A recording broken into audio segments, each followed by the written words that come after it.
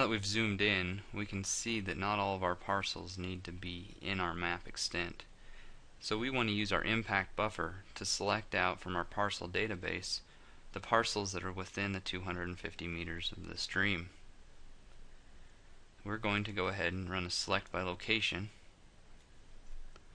Our select by location is going to select features from our parcel database based upon our impact buffer.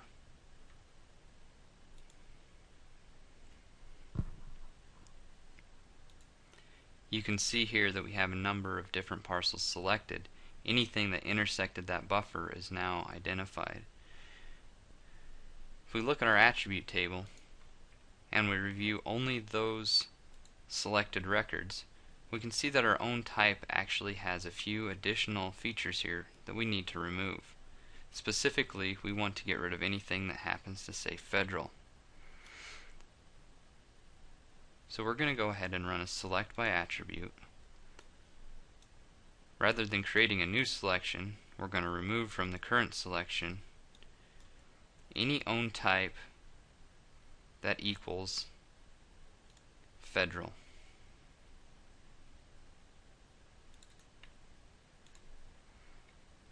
So our 3,342 attributes turned into 3,315.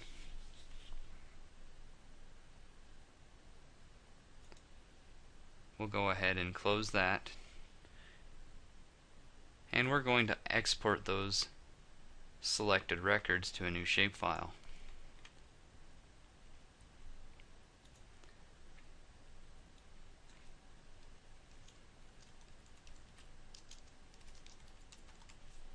Call them impacted parcels. We'll export those and add them to our map. We can at this point go ahead and remove the full parcel database so as not to clutter our map.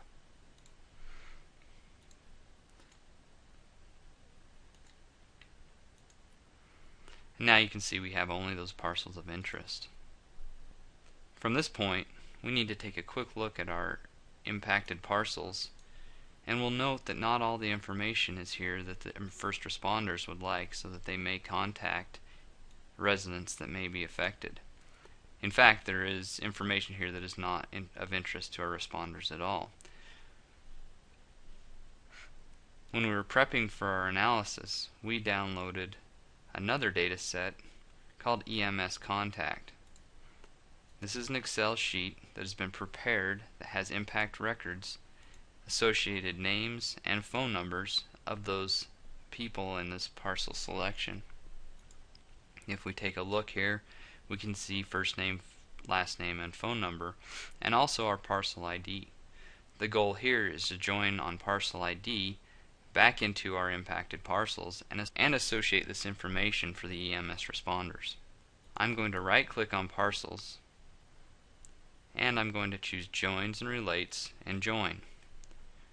I'm going to join attributes from a table based on my parcel ID. My impact records is going to be joining on parcel ID also. I'm going to validate the join just to make sure everything looks good. Everything joined, had no mismatches. I will click OK, and if we come back and look at our attribute table now, you can see that we have all of the critical information here joined into our parcel data. In order to save that join, I'm going to again export the data so that the join becomes permanent in this data set. I'm going to give it the name of parcel info,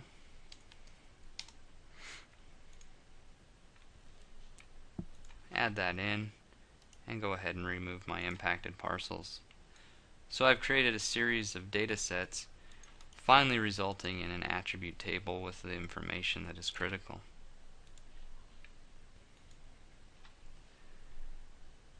At this point, we're ready to adjust our symbology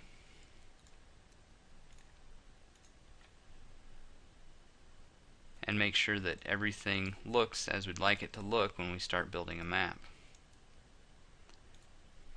change our pipelines, make them somewhat more visible.